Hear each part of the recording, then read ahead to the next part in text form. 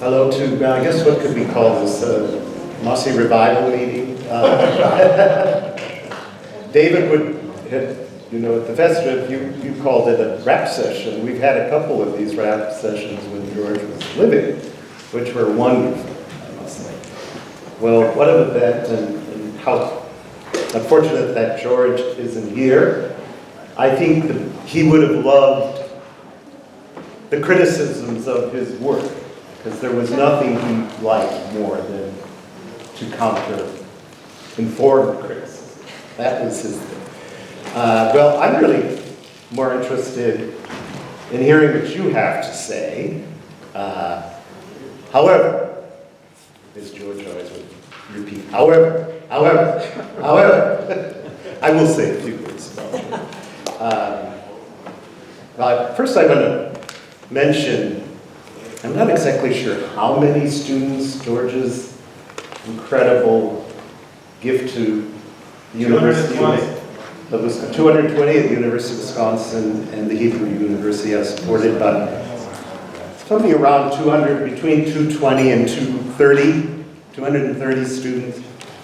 And, in these times, what better way to use your money, frankly? Because I think it takes a lot of courage to major in history and to spend your life studying history, and we need to support these young people. And George understood that this is a living monument, a living entity.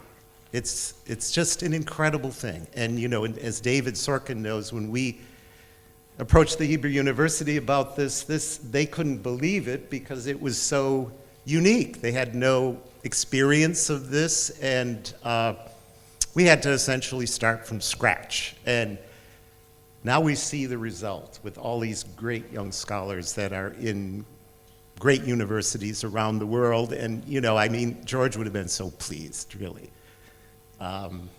Well, for me, I'm not a rosebud about George. I'm not going to be the key to his character. He was a very complex person, as you all know. But for me, George was love. I think love for me, but also love for his students, love for future generations of students. He used his work to understand himself. And I have no distance from George. The fact is, I adored George. I thought he was absolutely, I thought he was right about everything, except he knew nothing about how to live day to day. George didn't know how to operate an oven. He didn't, he didn't care about his surroundings. He lived in his work and in his relationships. And, we've heard so many wonderful things about George already. I'm not going to, that's all we need is more wonderful things said about George. But, he was unpretentious, modest. I think he had a lot of sensitivity and empathy. How many professors would spend 6 hours on the phone with a student that's having problems, or in their estate, give these students that he knew needed financial support, give them money in his estate? Well, I don't want to cry about George because this was such a great life, and I'm not, I don't want to just stand up here and start crying, but he was just first rate, and I know you all know that, so at least those of us who knew George. But so anyways, I want to hear what you have to say. So let's start with in particular, I'd like to hear from the women and maybe the students who have benefited from his work. I'd like to hear from Hannah, who knew George very well, and George really loved Hannah, I would have to say, and so many others, his colleagues, but the women, the younger people. I don't see Itzy Hill here yet. Yeah, I'm here. Itzy Hull. No, Itzy Hull. Itzy, but I hope Itzy, because she and George were very close, and his later years. But anyways, okay, here we go. So I want to start with Jim Hilb, who has to go, so we... Oh, you will? Okay. Thank you very much. My name is Jim Hilb. I'm from Cincinnati. Probably one of the few students at the University of Wisconsin from 1964 to 1968 who are here, if anybody, but I know David was there. I met George in October of 1964, my freshman year. I was an idiotic kid from Cincinnati, Ohio, who wanted to go to the University of Wisconsin because I hated Ohio State. And I wanted to get out of the state of Ohio. And I always loved history, and I had heard about George Mosse, but I didn't know how I was going to meet George Mosse other than take a couple of his classes. However, in the fall of 1964, coincidentally, there was a speaker series at Wisconsin at that time, and the speaker on this particular event was Dr. Henry Kissinger, who is a cousin of mine. Certainly I don't agree with his politics in general, but he was a cousin of mine, and my aunt and my parents, especially my father, he was his, I believe, his second cousin, so the relationship was pretty close, said, "You've got to go see Heinz," as they called him in those days. He'd begun to be anglicized to Henry. So I went to this get-together in the student union, and Robin Fleming was the chancellor at the time, I believe. Fred Harrington was still the president, and listened to Henry go on and on for about an hour, and there was a cocktail party afterwards, and I went to the cocktail party and went up to Henry Kissinger and said, "Dr. Kissinger, my name is Jim Hilb, we are related." I was 18 years old, and from there my conversation began to get flubbed and flubbed and flubbed, and I didn't know what the hell I was saying. So after a couple of minutes, or what seemed to be an eternity, there was a hand around my back. And I turned around, and there was George Mosse. And he said, "How can I help you, young man?" And I said, "Well, you don't know Henry Kissinger." And he said, "Oh, yes, I do." And he helped guide me through this cocktail party and meeting Henry Kissinger, and then we sat down at the student union for probably about an hour or so, and he said, "What do you want to do with your life?" And I said, "I don't know. I'm a freshman. I'm 18 years old." I said, "I do want to study history." So I said, "I will take your classes because I've heard about you. I've done a little bit of research about you, and I will take your classes, and I will be a history major." And he said to me, which I think was the first time I heard the word Bildung, he said, "But you have to also expand your horizons intellectually and culturally, so if you want to major in history, that's great, but do some other things." I ended up being a history major, a minor in economics, and another minor in art history at the University of Wisconsin. So I had a full load. And understand, George told me about his family history. Being from Berlin, I told him about my family history in much, much detail. I was born here in the United States. My parents emigrated from Germany in 1936 and 1937. My father was from a small town called Göppingen, just outside Stuttgart, fairly close to the atrocities that were committed over in Strasbourg and that famous hospital over there. My mother was from a small town called Hessdorf, which is just north of Würzburg, south of Fulda, whose population maybe was 200 people, but was known for some famous Panzer tank battle during World War II. So I shared with George my family background. I'm guessing my family, what information I have, was a middle-class background. George, obviously, as I found out, was from Berlin and the elegant lifestyle that I'm sure my parents would have envied back in those days, and learned all about George. So from that time in October of 1967, I got to know George Mosse very well until I graduated June of 1968. The other seminal moment, I refer back to Stephen Aschheim's comment yesterday about George's teaching his classes from about 10 o'clock in the morning on, so that the rest of us students who chose to be involved in all the demonstrations that were going on in Madison could partake in the demonstrations, which of course didn't start till 2 o'clock in the afternoon because we were all drunk the night before and we had to go to early classes in the morning, and then we'd participate in the afternoon. Well, the famous Holocaust lecture that George had every year that he was teaching in Madison, I believe it was the first semester in this particular case, was on October 18th, 1967, which, as some of you may know, was the start of the famous Dow Chemical riots in Madison.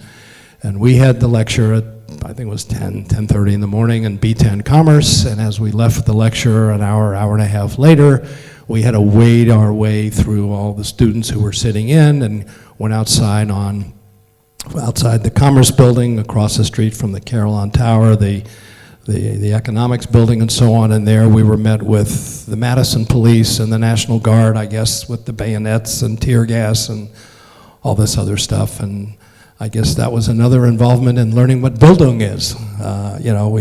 We committed all. So those were, two, seminal moments for me, meeting George in October of '64 and certainly in October of '67, experiencing that. I met with George a lot over the years in his office in Bascom Hall, and talked a lot about what I was going to do, what I hoped to be able to do. Ultimately, because it was the era of the Vietnam War, I was planning on going to law school, which I was not able to do because student deferments were eliminated back then. So I did the next best thing, which a lot in my family have done over the years, and that I taught school for a couple years. And the only way I was able to teach school was there were student deferments. I didn't want to go into the Army. So the human resource director of Cincinnati Public Schools was the mother of a classmate of mine at my high school in Cincinnati, and she was hiring every male figure that she could find because she didn't want them to go to Vietnam either. So I taught school for a year. I taught history, social studies, 6th grade in an inner city school district for a couple years. Back then there was no fax machines, there was no email, so I didn't know the first thing about teaching other than the fact that I needed lesson plans, and my wife, my girlfriend at the time, who was still in Madison and the School of Education, was writing my lesson plans for me and mailing them a couple weeks ahead of time so I could teach social studies to some inner city 6th graders. So that's my story about George. I love the man dearly. He meant a lot to me. I think of him every day, and for those of you who have the opportunity to listen to some of his class lectures and videos, please do, because for me, when I read his memoir in preparation for coming here, and he talked about indeed and we must, I thought George was talking to me. I heard his voice. So thank you all. This has been great to be here. It really has, from someone who's not in academia. Thank you, John.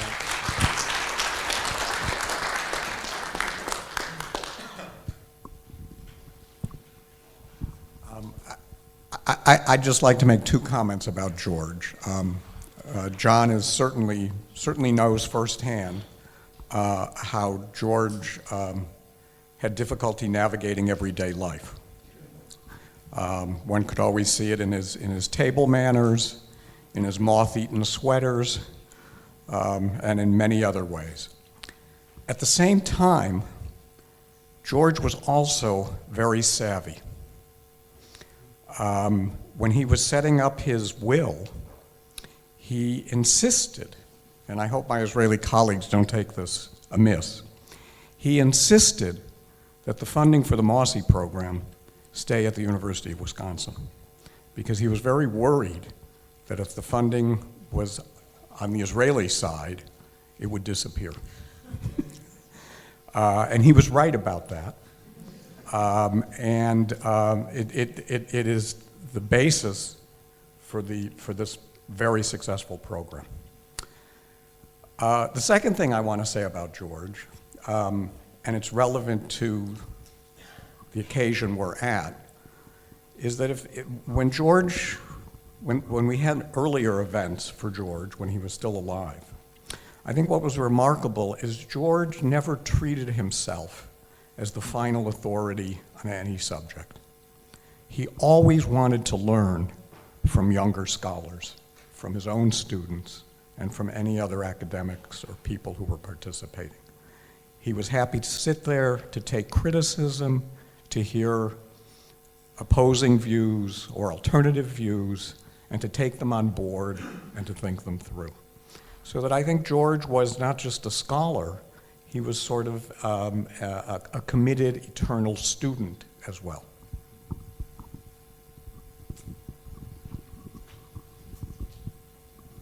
Well, let's go this way. Thank you. I just 2.5 brief comments. My wife and I lived with George in 36 Glenway from 1963 to 1965. She was the cook in those days, and I was the gardener, completely incompetent. Just to speak about the incompetence, George used to smoke a tobacco called Three Nuns tobacco. And in those days, he actually had 3 nuns who sat in the front row of his lectures, who were quite amused by his tobacco. But one day, he got a huge shipment of tobacco, and he emptied the freezer of everything that was in it and shoved it full of tobacco, to the consternation of my wife, who then scolded him. And there's George, who we really didn't know who George was, really. But here's my wife scolding him for emptying the freezer and shoving it full of tobacco. He sheepishly took all the tobacco out of the freezer. And then I wanted to speak to his, the time, I suppose, that I had 1 minute of fame. I still have 14 minutes to go, as I understand it. When I announced that I was going to do my dissertation on the German Peasant War of 1525, he raised his eyebrows and said, bring me back the book. But what he perhaps didn't realize is how much my move into social history was defined very, very much by his, by the intellectual work with him. I always wanted to, when he said, everybody read XYZ, I wanted to know how many exactly, who read it, what class, how do you define class, and so forth.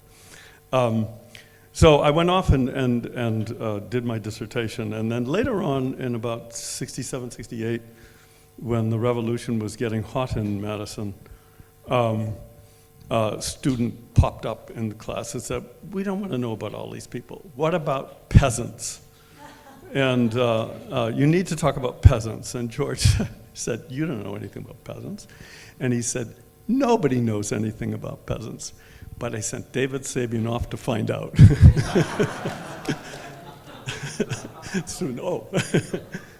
But then on a personal note, something I'd never actually told anybody, when Ruth and I were sitting at table with him dining one evening, just before I went off to do research in Stuttgart near Göppingen, and so forth. I said, you know, George, I've decided we'll get a motorcycle. I never had a motorcycle before, and Ruth will be in a sidecar, and we'll drive around through Germany.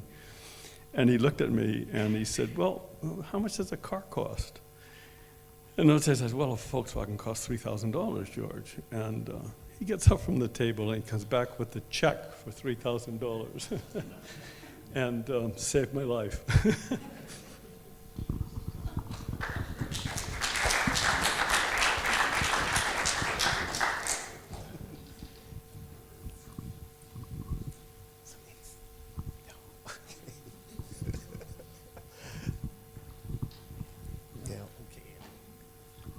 Okay, so we all heard about Bildung and George's attachment to Bildung, and for many years George said that if I wanted to experience Bildung firsthand, I had to go to Salem, the boarding school that he had attended.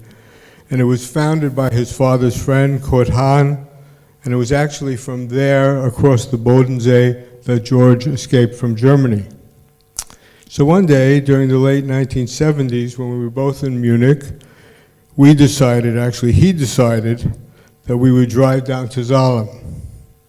And during the long drive, and George, if you've ever driven with George, well, he kept insisting that now finally I would see what a school was like. "You're from the Bronx," he said. "You don't know anything about school."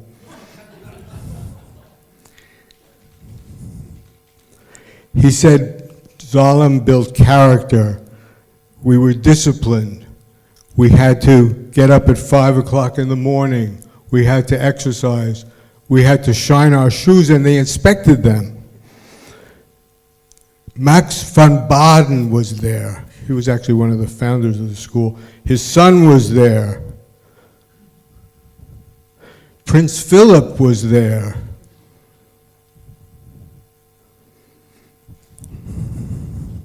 Who else was there? Oh, the son of Klaus von Stauffenberg. Anyway, we arrived and we parked, and we were immediately confronted by a very stern-looking woman who asked us what we wanted, and George was so nervous and so terrified that he couldn't speak.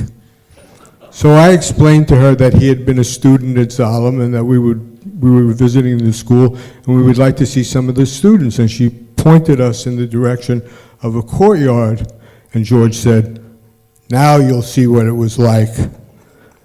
And we did. Well, we didn't exactly see what it was like. We smelled what it was like, because everybody was smoking pot.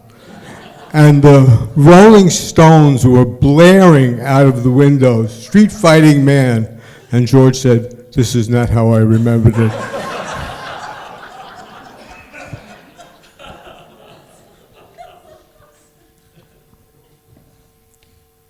It's a tough one to follow. This is about George, but more than that, for those of you who were in Wisconsin and worked with the history department of the University of Wisconsin, and those of you, I've heard about the Dow demonstration a couple of times, but before the Dow demonstration, there was a teach-in. It was the second teach-in against the war in Vietnam that was in the United States, the first one at the University of Michigan. And here I have the teach-in schedule, prepared by the Faculty Student Committee to End the War in Vietnam.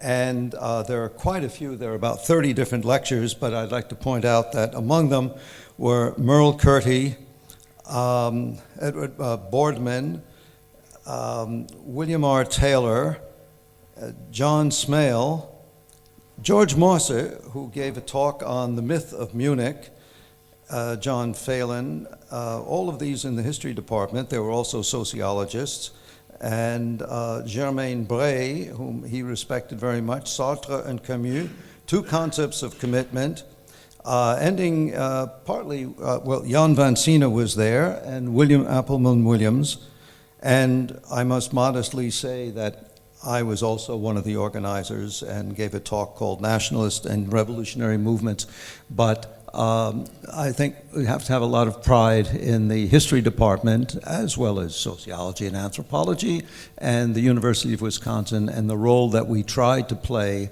to alert the students to the dangers of the war in Vietnam a couple of years before the Dow demonstration.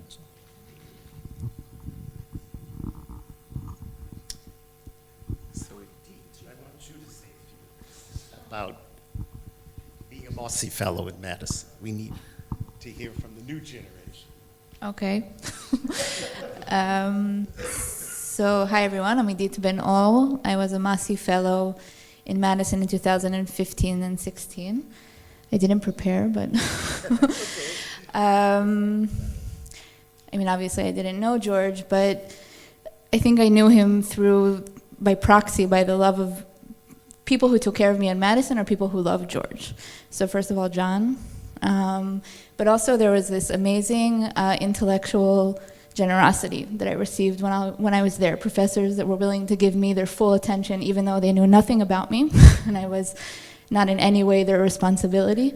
Two of them are in this room actually, which is Lou Roberts and Colleen Dunleavy. So I definitely felt, I think the relationships and the love that have been discussed. And I can just say that this is absolutely a transformative fellowship. When I was doing my master's degree in Jerusalem, I was working my way through it full time. and it was kind of like a hobby that I was doing my master's on the side, and I could never imagine being where I am today, finishing up my PhD, hopefully next year. But I received this fellowship, and I arrived in Madison, and the first thing I remember is this absolute silence where there was nothing else I needed to do but learn. And I left that year different than when I started it. So I'm actually kind of getting emotional talking about it, but I just learned and learned and learned and learned, and not only did I transform intellectually, but my project was completely redefined, so I'm very grateful. Thank you.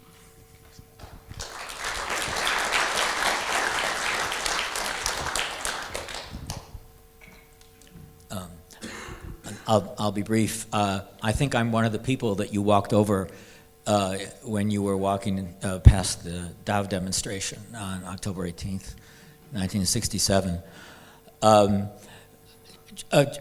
Two anecdotes about George. During the Six-Day War in June of 1967, the Hillel had a meeting about the war, and at least half the people there were from the New Left. And all of the talk was about the war in Vietnam on campus and about American imperialism. And so George got up to speak, and a lot of us thought he was going to give a denunciation that one could hear at the United Nations of Israeli aggression and the complicity of American imperialism in assisting Israel. Instead, he gave a passionate defense of Israel, and half the audience, you could just see jaws dropping. This is George Mosse? A Zionist? Who knew? As Stephen pointed out yesterday, George, of course, was critical of aspects of Israeli nationalism that evoked bad memories. But his Zionism on that day and his defense of Israel is something that I would never forget, and many people there were stunned, and some of us were surprised. Second anecdote, I was at Wisconsin from 1966 to 69. I transferred from Grinnell College. And in the spring of 1969, and Enzo Traverso, I think, would be particularly interested in this, there was a strike that the African American students on campus, of which there were not many, began to shut down the university. And there were picket lines formed, and people linked arms in order to prevent other students from getting to campus. And there was violence, and the National Guard came out. And the history department met, and I was then in SDS, and I gave a short talk to the assembled distinguished historians, Mosse and Curdy and others. And I said, to paraphrase James Joyce, that history is a nightmare from which you are all trying to escape because you won't support the strike over black studies. George was so furious with me that he walked out, and he wouldn't speak to me for another 3 or 4 years until Andy helped us to reconcile. George was not a fan of the radical New Left. He was very concerned about what we might do to destroy the university. And when David Sabean referred briefly to idealism that goes astray, George could see that in me. And, but to echo what John said, George was not a hater, and he had the blessing of a short memory too. So we reconciled, and he remained over the many years. He was not my doctor father. I was not a graduate student in Madison, but from a distance we became very close. And I'm very grateful to him and grateful to John and all the organizers who brought us together. Mosse was a liberal to the core, and he was a Zionist too. When he was faced with the radicalism of the New Left, he had no doubt about where his sympathies lie, and as opposed as he was to the war in Vietnam, he did not want to see the university destroyed. But it's his capacity for friendship just look at all the people here, that that is something to keep in mind. And his capacity for friendship, not only with me, but his lifelong capacity for friendship with Walter Laqueur, who also was a good friend of Henry Kissinger and did agree with Henry Kissinger's politics. And despite the disagreements, Laqueur and Mosse remained friends for decades and decades and decades. And that is a quality that we need more in this world.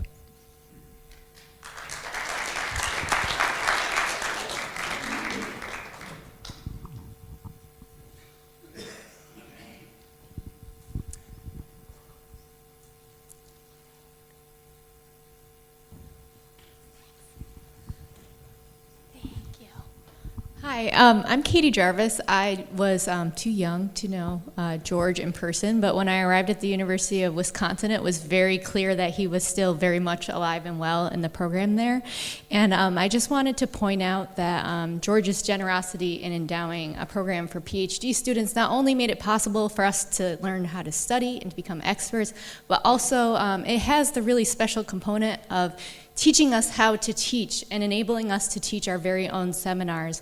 And I think especially in our current kind of restrained job market, our ability to say, yes, we taught our own seminars, we crafted our own syllabi, and we have done this, and we're excited to bring this to your university as well, has really made a tremendous difference in our ability to secure employment. I know I wouldn't have my job without being able to say that. And I also want to say that it was especially a fruitful exchange to have the Hebrew University students come into our classroom and to forge those relationships and to see those different perspectives from a different academic tradition and different interests as well. And so the Hebrew University students that we all interacted with really contributed a great deal to our education at Well. So I just wanted to thank George and applaud John and Sky for being able to continue his tradition of giving not just financially, but in the many skills that this program allows us to develop.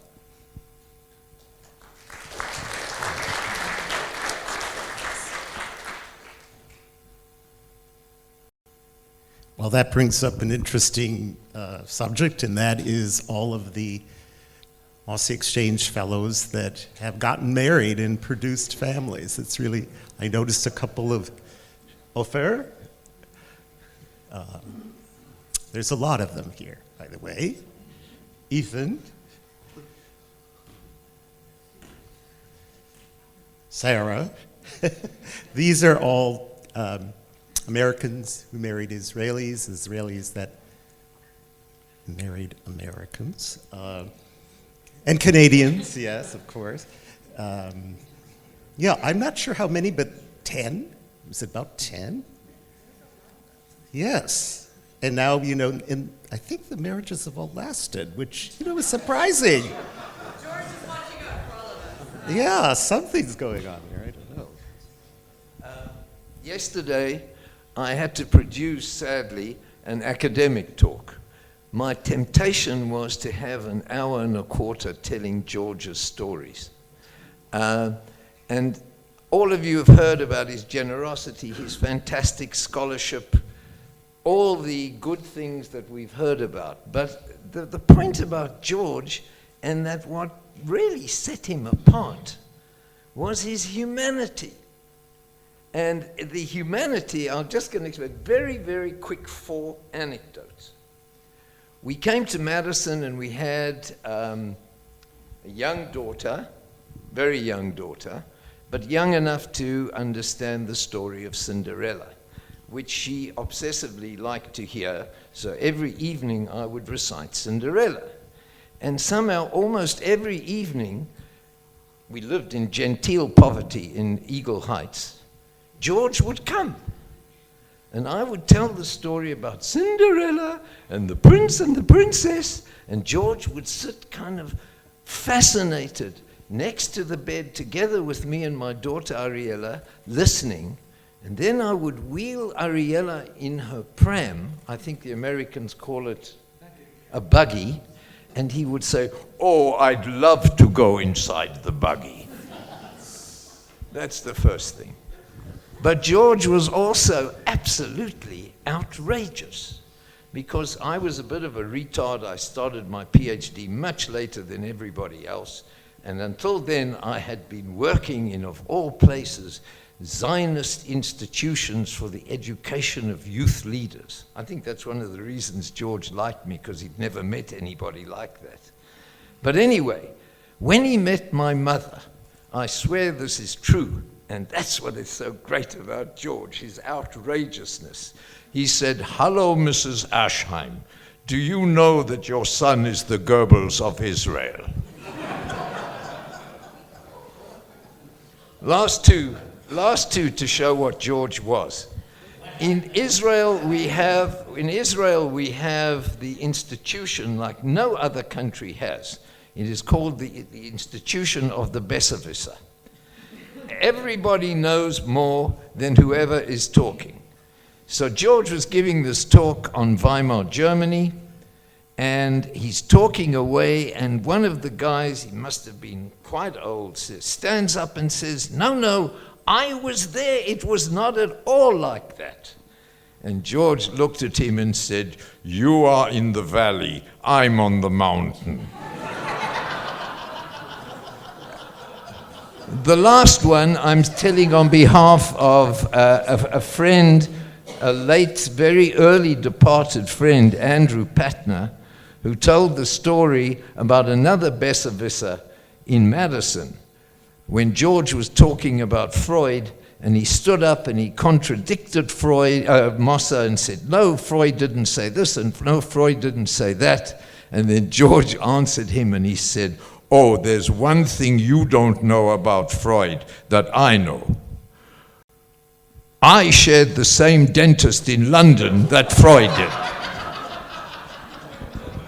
Want to say something? Yeah. Do you want to say something? All right. Okay. Let's see. Who's next? Is there anyone? Well, we could take a break, I suppose. We could. Does anyone else want to say a few words?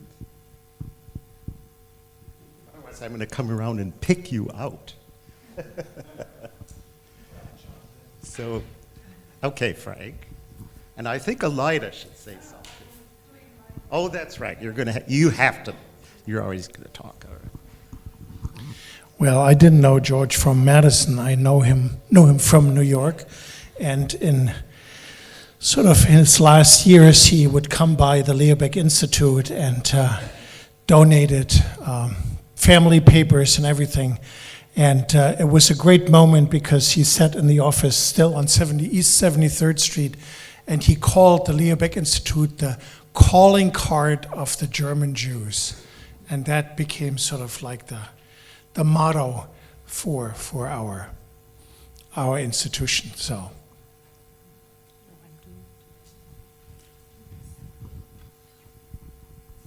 Well, and he also supported LBI in his estate and made a commitment. Well, I'm not sure how much did he give to LBI in his estate? A good $1 million.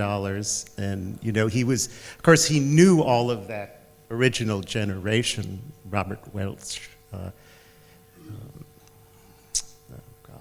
can't think of all the other names, but George was part of that scene in Israel and in the U.S. So, and London, of course, that's a whole part of his career that really hasn't been explored, is that whole circle around the Winter Library, LBI, London. So there's still a lot left to talk about. And then there's the whole queer aspect of George's influence. And I'm looking there at Harry, who knew George from his time at the University of Amsterdam, where he was the first professor of gay history there in 1982, I think it was, or early 80s. Was it a little later?